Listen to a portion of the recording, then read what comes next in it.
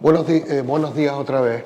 El año pasado cayó en mis manos, casi por casualidad, Las Tres Ts, una novela que firmaba Carlos David Gutiérrez Robaina, Fuerteventura, 1900XXX. Tras leerla, y fue una lectura rápida porque la historia me interesó, desde el inicio hasta el final comprendí que Carlos David es una de las voces más interesantes y originales que hoy cultiva el género en las islas, así que espero que siga trabajando en literatura, y si esta literatura es negra y criminal, tanto mejor. Carlos David, cuando lo escribe, es ingeniero en informática y profesor universitario. Debutó en la República de las Letras y concretamente en la literatura negra y criminal en el 2012, con la publicación de la novela Sangre de Perros, que se desarrolla en 1977 durante la complicada transición que vivió España hacia la democracia. El año pasado presentó Tres Ts, una atractiva novela que se ambienta durante la accidentada descolonización del Sáhara español en 1975. Carlos, tus dos novelas, hasta la fecha, son también novelas negras, pero también novelas que se ambientan en periodos muy concretos de la historia de España. ¿Por qué ese interés en mezclar ambos géneros, tanto la novela histórica con la novela policíaca? Sí, bueno, antes de responder, la verdad me gustaría agradecer claro. la invitación a la organización, a Alejandro, a Tenerife Noir, a Jesús y lógicamente al presentador, a Eduardo García Rojas, que eres un referente en el periodismo chicharrero y canario, ¿no? A ver, respondiendo a lo que comentas, yo creo que la parte de historia real o la parte de ambientación y contexto que rodea las novelas que yo intento escribir seguramente son más importantes que el propio caso o situación en la que pongo a los protagonistas, ¿no? Es decir, tanto en Sangre de Perros como en Tres Ts, mi intención primera fue describir una situación que entendía que era interesante o que me gustaría plasmar y dejar de alguna forma en una novela, ¿no? Y después, lógicamente, aprovecho lo que me gusta, que es la novela negra y el hecho de divertirme escribiendo eso, pues me lo permite un protagonista en ambas novelas, pues que vaya averiguando un caso de suspense con misterio, en la primera un poco más de aventuras que en esta segunda, que es más novela negra, y que me da pie a eso, ¿no? Es decir, el contexto es, yo creo que en las dos novelas es más potente que la propia historia, que más potente que el caso que está investigando, y que seguramente es lo que da importancia a Tres Ts, ¿no? El lugar y cómo se describe la situación.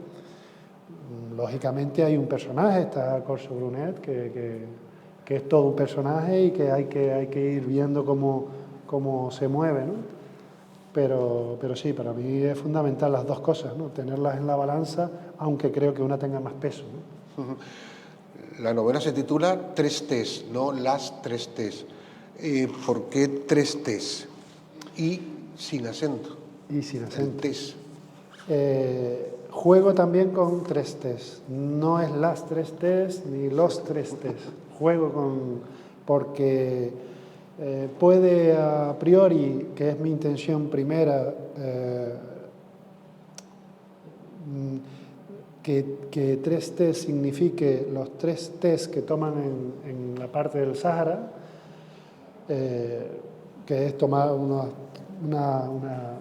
costumbre que tienen de tomarse tres tés, que además tienen cada vez que se toma uno de ellos, pues van diciendo es dulce como la vida, es amargo como la muerte, es decir, tienen una jaculatoria, ¿no? que van diciendo, ¿no?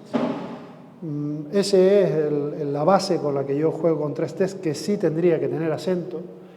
Sin embargo, le doy una especie de segundo término, ¿no? una acepción con la que juego que me permite jugar con ese suspense incluso en el título. Realmente, casi al final, descubro el por qué se llama la novela Tres Ts. Y no tiene nada que ver con el té, que sí que lo nombro, que sí que parece que en toda la novela es lo que nos está llevando al título, pero que juego también con eso y que da un cambio radical en el significado de la palabra, de las dos palabras Tres Ts, ¿no? Carlos, a mí me gustaría preguntarte también cómo se te ocurre desarrollar, ambientar la novela en un proceso tan crítico para la historia de España reciente como fue el proceso de descolonización del Sáhara en el 75, Franco agonizante, toda aquella historia. ¿Cómo se te ocurre desarrollar la novela en este proceso? Y sobre todo me gustaría que nos contara pues, la importancia y el papel protagónico que tienen muchos majoreros en esta, bueno, no sé si es correcto decir aventura. El tema del Sáhara es muy, muy importante en la historia en esos años, ¿no? Es decir, el Sáhara era una provincia española, como lo puede ser ahora mismo las provincias de Tenerife y de Gran Canaria, ¿no? O sea, las Palmas de Gran Canaria y Santa Cruz de Tenerife. Era una provincia más, donde vivían españoles que bueno, que si nacías ahí te daban el DNI, o sea, era una provincia como otra cualquiera. Ocurría que estaba, lógicamente, una zona colonizada y que, bueno, había diferencia entre los distintos, las personas que la habitaban. No era lo mismo ser español de nacimiento que, pues, saharaui, como llamaban ellos, a los que les daban un carné de español, pero un carné muy parecido. ¿Qué ocurre y por qué entiendo que es muy importante no solo en la historia de España, sino en la de Canarias y en la de Fuerteventura concretamente? Pues que en el año 75, en un mes determinado, en noviembre, justo una semana después de que el llamado rey emérito ahora, ¿no?, pasara por allí, todavía no era rey, estaba Franco vivo, justo una semana después de que este señor, el rey emérito, pasara por allí y dijera que España no iba a dejar el Sáhara, una semana después sale una orden, se publica una orden en la que daban unos meses para abandonar el Sáhara. Todos los españoles que estaban allí tenían meses para abandonar el Sáhara. Se les daba a todas las familias medio contenedor de marino, de espacio, para que metieran ahí sus enseres y les decían que tenían que irse en cuestión de meses. Además, en una situación bastante caótica, porque fue de manera que primero eran las mujeres y los niños, después los hombres y después los militares. Es decir, se puso una fecha determinada para que se saliera todo el mundo de allí. Una provincia que, ya digo, se vivía como en una provincia más de España, ¿no? En la novela arranca el mismo día en el que se va la última de las mujeres, ¿no? Ciertamente el sistema para abandonar el Sáhara se llamó la Operación Golondrina, porque era una operación muy potente militarmente. Es decir, había que dejar un territorio en cuestión de meses. Es decir, estamos hablando que de un día para otro ya tu vida va a cambiar, tienes que buscar un sitio en otro lado que tú no sabes en principio o no tienes un sitio donde ir. Te dan un contenedor donde tienes que dejar, meter todo lo que tú puedas ahí para irte con eso y además se intenta hacer de manera, pues, ¿cómo te digo? Las mujeres, por ejemplo, cuando se van todas las mujeres que habían en ese momento, solo se dejan determinadas mujeres. Unas son las camareras del parador, allí había un parador, como en todas las provincias, como hay aquí en Tenerife, como hay en todas las islas y en toda la península. Las camareras del parador tenían que quedarse obligadas porque había que dar sensación de que no estaba ocurriendo nada grave en aquel caos. Me explico. Los periodistas internacionales se estaban alojando en el parador. Entonces, se tenía que dar imagen de que ahí no estaba pasando nada, de que había tranquilidad, de que todo estaba transcurriendo de manera normal. Entonces se obliga a dejar a las camareras ahí. Se queda también, y así lo escribo en la novela, dos de las periodistas que hablaban en la radio. Es decir, las voces femeninas que hablaban en la radio también se quedan obligadas porque tenían que seguir la radio tenía que seguir funcionando hasta el último día, ¿no? Como que allí no estaba ocurriendo nada. Hay cosas curiosas que solo te las planteas en el momento en el que empiezas a investigar. Pues, por ejemplo, desde el momento que sale la orden, primero se van las mujeres, después los hombres obligados. Sin embargo, el que tenía un poco de capacidad se va desde el primer día. ¿Por qué? Porque desde el momento en el que sale la orden de que España se va, se intensifica el terrorismo. Es decir, allí ya había un poco de terrorismo, sin embargo, en ese mismo momento se intensifica. Es decir, los saharauis, a los que no les dan medio contenedor, sino dicen ustedes se van a quedar aquí, ven al otro lado de la frontera a 250.000, 300.000 marroquíes con la famosa Marcha Verde, que en 3 o 4 días se plantan en la misma frontera esperando que España abandone el territorio. Los saharauis, lógicamente, ven lo que les va a caer encima, se quejan pues de la manera que en todos los pueblos que en aquel entonces pues la manera era el terrorismo. Si aquí esto no nos gusta, pues había terrorismo, pues todo eso se suma, esa marcha verde, esos 200.000 pobladores marroquíes que eran población civil casi todo. Sin embargo, habían militares, habían carros de combate, habían helicópteros, había una parte militar, pero iban a ocupar un territorio, ¿no? A ocupar el territorio que iba a dejar España. Pues, enlazando con lo que decía, desde el momento ese que empieza el terrorismo y todo, el que estaba más adinerado, pues salía por patas. O sea, ahí salía, pues... ¿Qué ocurría? Pues había, por ejemplo, la obligación de que el dinero tenía que fluir, tenía que seguir fluyendo el dinero hasta el último día. El dinero no puede abandonar tampoco. Los bancos cerraron todos, excepto un banco determinado en el que directamente al director, y eso me lo contaban, un poco que lo trincaron, y así lo ponemos en la novela también. Oye, usted no se puede ir, o sea, el banco tiene que seguir aquí funcionando. Es decir, la operación Golondrina, que en principio era una operación militar de dejar un territorio, afectaba también a la parte civil. Obligaba a determinadas mujeres a quedarse, como digo, la radio, las camareras del parador, también obligaba a la parte del dinero, es decir, tenía que seguir fluyendo, pues aparte del dinero me refiero al banco.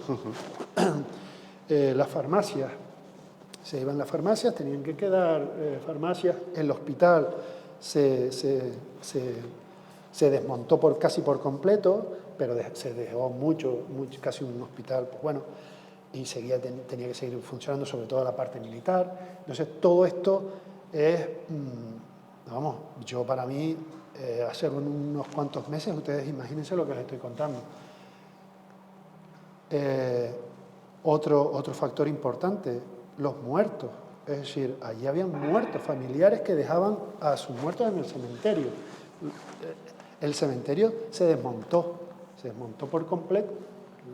Los cementerios, sobre todo uno el principal, que es el que estaba en el Ayun, que era el cementerio de Corominas, pues ese se desmontó, quiere decir, o sea, se desenterraron a los muertos y se trajeron también casi todos para Canarias, ¿no? Excepto algunos muertos, pues que sus familiares podían trasladarlos, pues no solo a Canarias, había gente de todos lados, ¿no? De Barcelona había también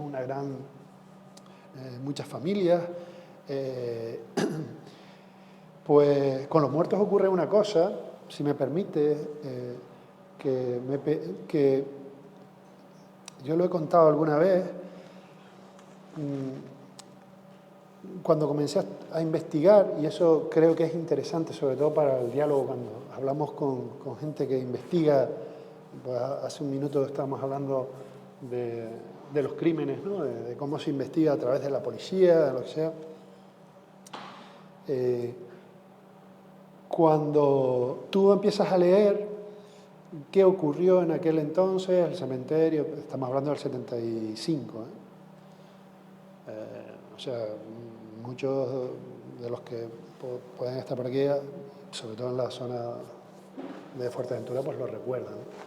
Pero sí, en mi caso, que yo no era sino un niño muy pequeñito, pues lo primero que hice fue leer, ¿no? Se leía que los cementerios se trajeron por completo, ¿no? Así, no dejaron a ningún muerto allí. Eso es lo que está escrito en prensa, en los informes que he leído, está escrito así. Sin embargo, cuando hablas con determinadas personas, que he hablado con mucha gente que estuvo en aquel entonces, pues algunos te dicen que sus muertos quedaron allí, o sea, sus familiares, sus padres, lo que sea, ¿no? Quedó allí. Claro, cuando tú pones en la balanza lo que te dice el papel, los periódicos de aquel entonces o unos informes militares que se trajeron a todos los muertos, pero hablo con un señor que me dice que su padre se quedó allí y que no, o sea, no está enterrado en Canarias, en ningún lado, pues sinceramente yo creo que la verdad la tiene este señor, que tiene su muerto allá. Él no me va a mentir. Él no va a dejar, si estuviera en Canarias su padre, su madre, lo que sea, pues no va a dejar de ir a ese cementerio solo por pues no sé, no va a dejar por gusto, ¿no?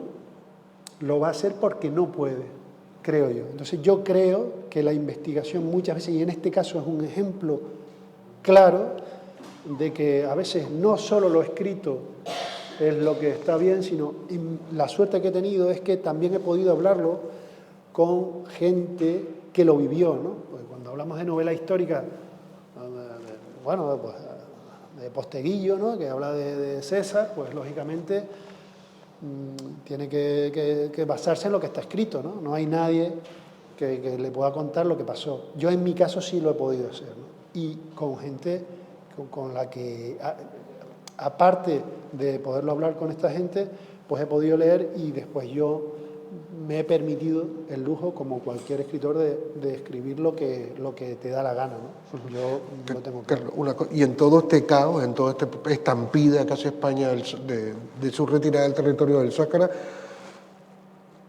comienzan a haber unos asesinatos. Claro. Y traen a un policía militar de la península, que se llama Corso Brunet, a investigar quién está cometiendo estos asesinatos, que son prostitutas, muchas de ellas saharauis, pero también hay algunas españolas. Quería hacerte dos preguntas. El personaje que se llama Corso Brunet, ¿lo llamas así en homenaje a Arturo Pérez Reverte por Corso o no? Pues yo creo que sí. Sí, vale. Y después...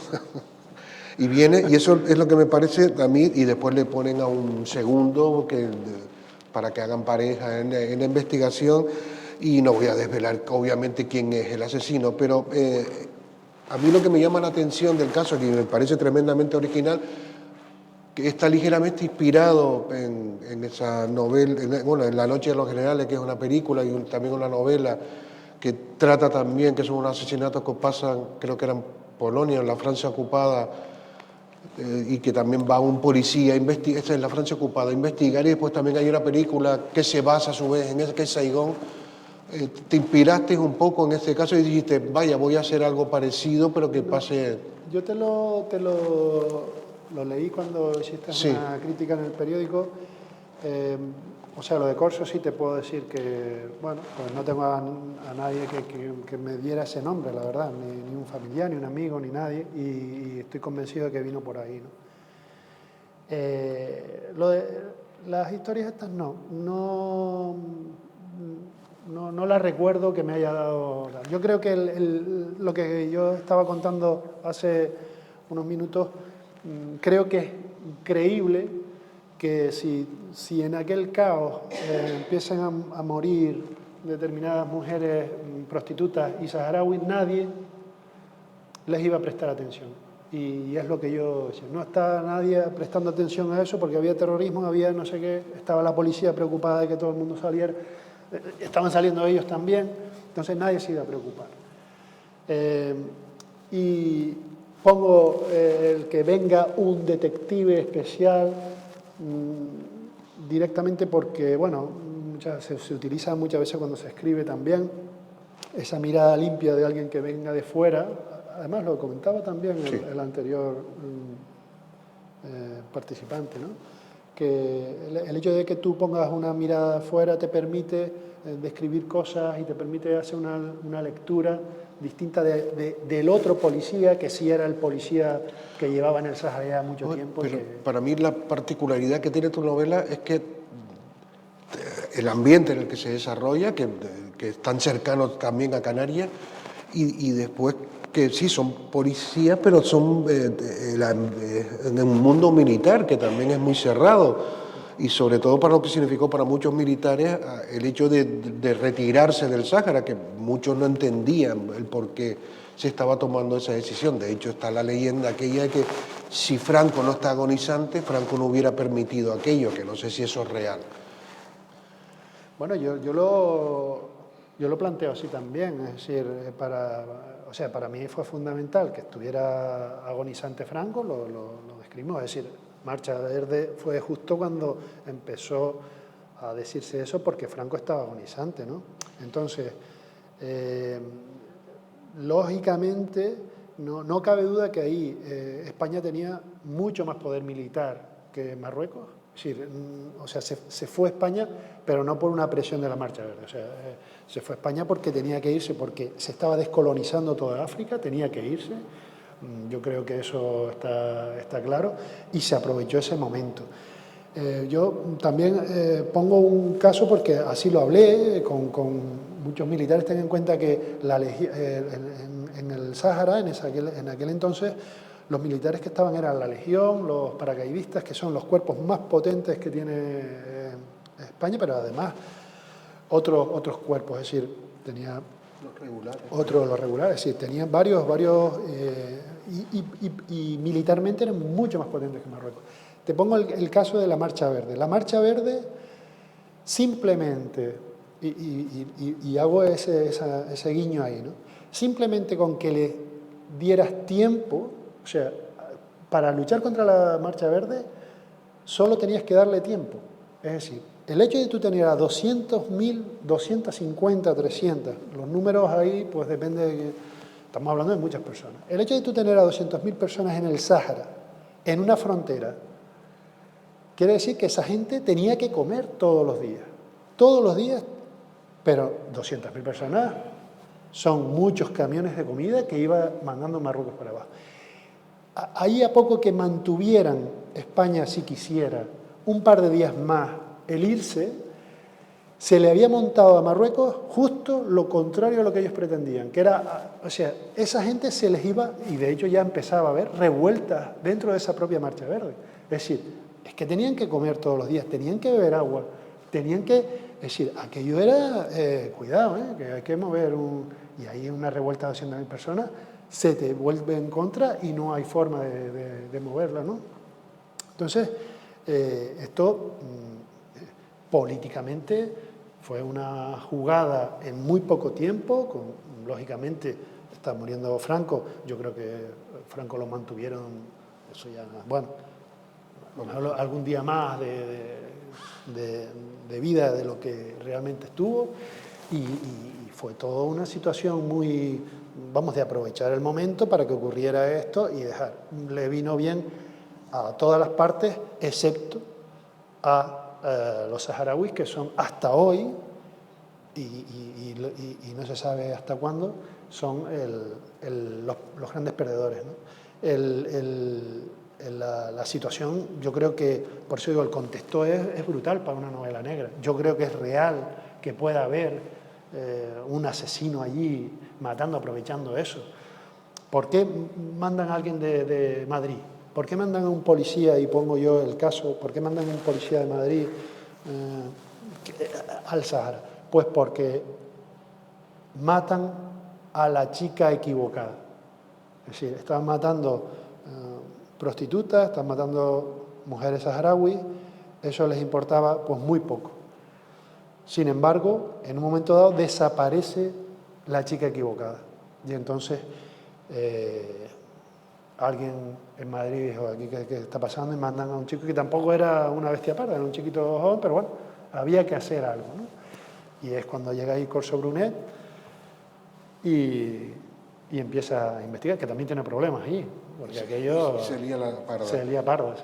Entonces, también quería que una cosa que me llamó también mucho la atención de la novela es, por cercanía, Fuerteventura con el territorio, había mucha conexión, pero me gustaría que hablaras de eso, que a mí realmente me abriste mucho la mente porque yo desconocía, y sobre todo la historia de Canarias, esa relación con África y sobre todo de los majoreros con el Sáhara. Sí, a ver, antes lo estábamos hablando aquí, lo estaban ustedes hablando, y además es lo que mucha gente, tanto de Tenerife, La Palma, bueno, las islas occidentales, viajaron a Venezuela, a Cuba, yo qué sé, Uruguay, es decir, sin embargo, son de distintas épocas, ¿no? En Fuerteventura y Lanzarote se fue al Sáhara, es decir, y es así, tal cual lo estoy contando. Mi mujer es nacida en el Sáhara. Muchos de mis amigos son nacidos en el Sáhara. No son saharauis, son españoles. Son de hijos españoles de Fuerteventura que estaban trabajando allí. Estaban trabajando como el que en Fuerteventura, pues, a partir de hace unos años es una isla de antojo. Es una isla de grandes playas, de turismo, pero de unos años para atrás era la isla donde desterraban a la peña. Es decir, era un sitio muy chungo, por lo mismo que es ahora de antojo. Es decir, por la arena del desierto, por la tranquilidad, porque no había población, pues por eso mismo, ¿no? Que ahora es nuestra ventaja, ¿no? Bueno, de hecho, disculpa, ¿la Legión estaba ahí? La Legión sale del Sáhara, que era además el peor de todos, porque la Legión es, o sea, a ver, yo no hice la 1000, va por delante. No te preocupes, yo tampoco. Pero el destacamento que fue a Fuerteventura era la Legión Chunga, es decir, la que en España en aquellos años, si tú cometías un delito, tú podías o enfrentarte a un juez e ir a la cárcel o directamente apuntarte a la Legión. Sí, tú imagínate, si tú matabas a alguien, pues vamos, y además no es una frase hecha ni nada, es que era así, o sea, que manda narices, ¿no? O sea, y habían unos señores un poco complicados. Y además la Legión Española admitía también de otras nacionalidades. Entonces, si tú venías, encima no solo eran los chungos españoles, sino los chungos franceses, los chungos portugueses. Entonces, bueno, pues esa gente, pues con vamos a decir, no sé cómo decirlo de manera que se pueda grabar, pero pero que era gente bastante fogueada. Es decir, era difícil tenerlos en un cuartel. Esa gente fue la que mandaron a Fuerteventura. Es la que a mí me ha dado todo, la novela Sangre de Perros, que está también tocada con ese tema, que era más en Fuerteventura y tanto esta, que en esta no hablo de la Legión. O sea, yo hablo, es una parte de la que está allí, ¿no? Pero es lo que a mí me ha hecho escribir y lo que me ha hecho esa parte, pues, digamos, describir esa situación, ¿no? Esa legión complicada la meten en Fuerteventura, la meten en Puerto del Rosario, donde había la mitad de la población, o sea, que aquí era un pueblo y meten un ejército de ese tipo, ¿no? Allí habían, y eso está en la primera novela descrito, allí había de media en Fuerteventura, entonces había ¿cómo se llama cuando te vas de la... ¿Exiliado o no? Sí, no, te huyes del militar, es decir, te vas. Desertor. Un desertor, exactamente, estoy buscando la palabra. Había un desertor al mes de media, un desertor de la Legión en una isla como Fuerteventura, donde tú sabías cuando desertabas que si te trancaban, si no te metían una que te iban a matar, te mataban y te enterraban allí. Es decir, estamos hablando de otros años, estamos hablando de la Legión y eran otras historias. Es decir, en el desierto del Sahara, ¿cuántos enterraron allí? Es decir, eso te lo dicen ellos. Es decir, eso te lo decían ellos. O sea, aquí, tú imagínate desertar y estar metido en una isla. Y había uno al mes, recorriendo de media. Unas veces, pues en su momento... llegaron a secuestrar un avión, o sea que llegaron hasta Bruselas con un avión secuestrado, unos legionarios de Puerto Rosario, ¿no? Sí, o cogían barcos, eso está escrito y está documentado, ¿no? Pues claro, eso eran los que llegaron y por qué la isla de Fuerteventura en aquel entonces pues era lo que era. Pues ahora, pues, gracias a Dios, y es la gracia de donde yo me he criado en otra Fuerteventura. De pequeño, pues bueno, sí que viví esa parte porque me venía, ¿no? Todos mis amigos, los que vivían en aquella zona del charco, de no sé qué, pues te contaban historias. Pero bueno, es un poco lo que hemos tenido por allí. ¿Sí? La pregunta, ¿vas a continuar con el personaje, con Corso Brunet en otras novelas o vas a convertirlo, como antes le pregunté a Luis con Melania? ¿La idea es hacer una especie de serie con él o...? Yo me lo pensé después de lo que hablamos en Ariadne Criminal, pero yo tengo muchos problemas. Pero un problema es que no siempre me estoy buscando problemas.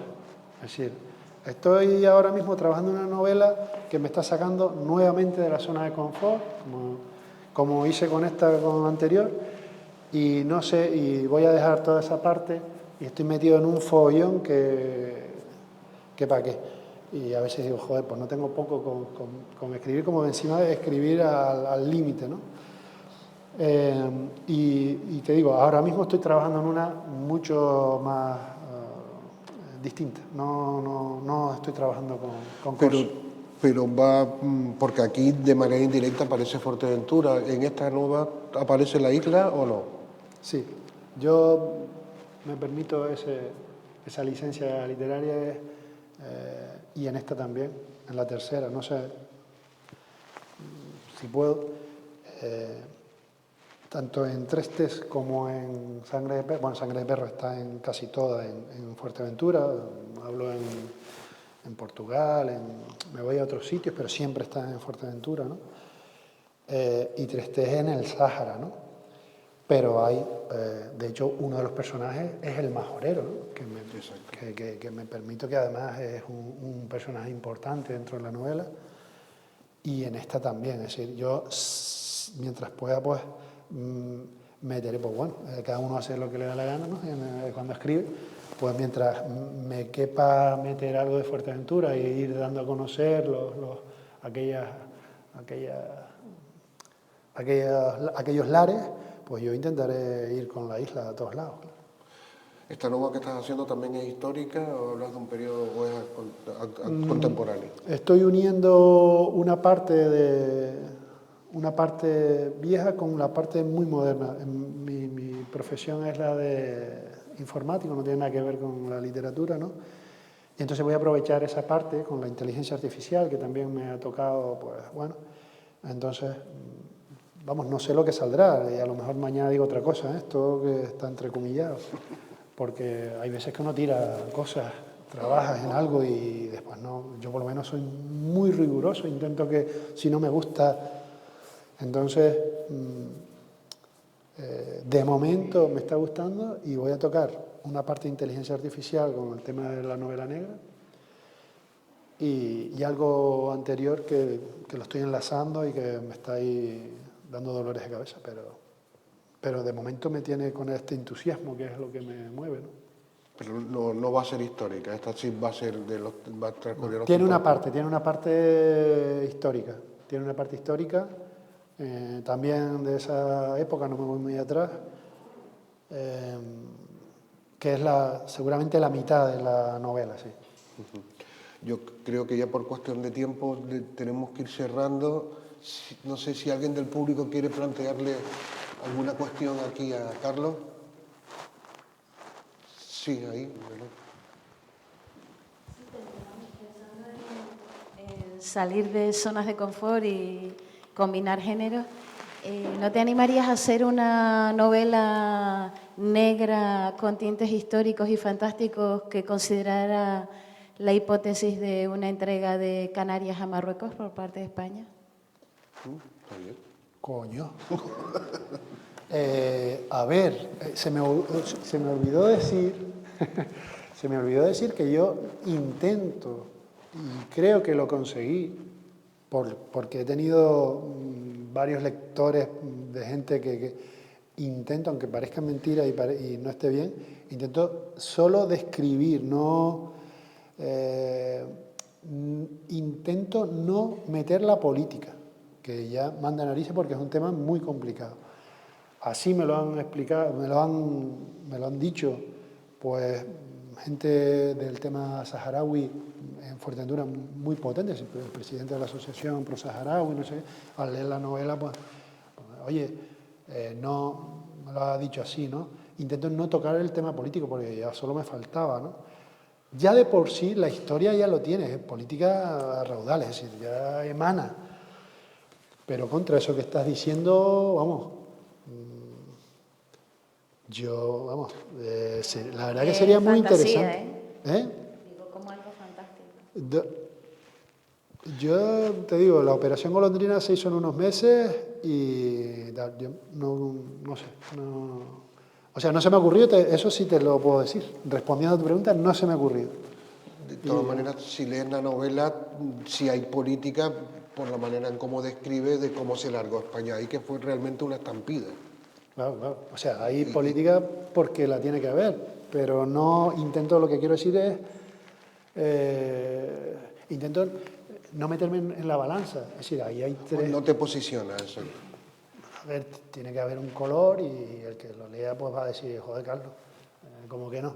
Pues claro que te lo compro, pero yo lo intento, ¿no? Intento que ahí para mí hay un perdedor, lo acabo de decir antes, el pueblo saharaui, hay el pueblo español que los deja ahí y aquí estamos, pero que lo sufrió también, es decir, el pueblo de un día para otro te dicen que te tienes que ir, pero que te tienes que ir y no te dicen a dónde, es decir, que tienes que ir, meter en un barco Búscate la vida. y búscate la vida, ¿no? Es decir, entonces yo creo que ahí el pueblo español no es el culpable tampoco, es decir, que ellos se van, pero también, como diciendo, los militares tampoco querían irse. Decían, pero si nosotros íbamos a ganar la batalla, ¿cómo ir aquí? Entonces, y ahí hay, pues, y no sé, Marruecos, pues. A ver, ahí hay otra parte que también comento, que es las minas de fosfato, de fosbucra, ¿no? Esas minas son una de las mayores que dan fosfato, de las mayores del mundo en fosfato. El fosfato sigue siendo hoy de valor inmenso. Es decir, de hecho, uno de los problemas con Ucrania fue el tema este, ¿no? Entonces, ahí había una parte. De hecho, hay una cuestión, y es que España se va, cuando se van los últimos militares, los únicos que se quedan son los de las minas de fosfato, que se paran, pero hay una parada, digamos, por la situación, para que la cosa se asiente la paella, pero que estaba preparado para que volvieran los técnicos, ¿no? Los que sabían. Volvieron y lo seguía llevando España, o mejor dicho, las empresas españolas eran las que seguían con la mina. Es decir, los únicos que quedaron allí fueron las minas de fosfato que estaban por encima del bien y el mal. Después, bueno, ahí seguían habiendo pues, explosiones, se rompían las cintas, que era una cinta gigante que había, que la menciono también. Es decir, pero bueno, el tema político está por encima del pueblo, ¿no? Pues yo creo que vamos a finalizar porque nos están diciendo por cuestión del horario de cierre del museo. Carlos, muchas gracias. Aquí hay algunos ejemplares. Me dicen que en la librería de mujeres hay más ejemplares de las 3T y yo aprovecharía que está Carlos aquí para que le dedicara algunos de los ejemplares, porque le digo que realmente a mí siempre me ha interesado mucho el proceso de descolonización del Sáhara, pero me he enterado realmente de lo que pasó leyendo gracias a tu libro. Así que, Carlos, muchas gracias por estar con nosotros. Yo ya te conocía de antes, pero realmente, como dije antes, junto con el libro de Luis, es de lo mejor que he leído yo de novela de negra y criminal. El año pasado, escrita en Canarias. Sí sé, y termino con esto, que si alguien te animó también a que siguieras en esto fue Alexis Ravelo, que desgraciadamente, como saben, ya no está entre nosotros. Así que va por Alexis, va por ti, Carlos, también, y va por todos ustedes. Gracias por estar con nosotros.